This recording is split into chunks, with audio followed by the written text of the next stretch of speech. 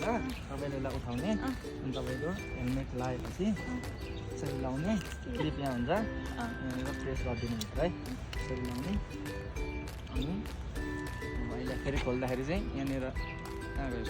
red clip भयो यसलाई तानेर निकाल्ने है अनि तपाईँले अब ब्रेक पक्रेर उठाउने स्कुटरलाई उठाउने अनि चाबी अन गर्ने है अनि त्यसपछि सेल्फ स्टार्ट हुन्छ खिचिराख्ने प्रेस गर्ने स्टार्ट हुन्छ अनि तपाईँले स्टार्ट भएपछि त्यो साइड लाइट अथवा हेडलाइटहरू केही बलेको छ छैन त्यो पहिला चेक गर्ने यदि बलेको छ भने मार्ने है अनि त्यसपछि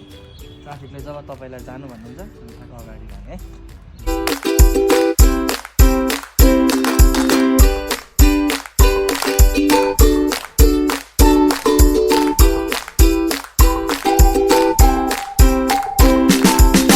स्ट्यान्ड लाउने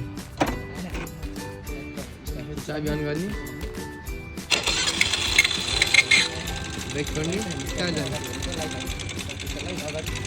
अब एडमा गयो भने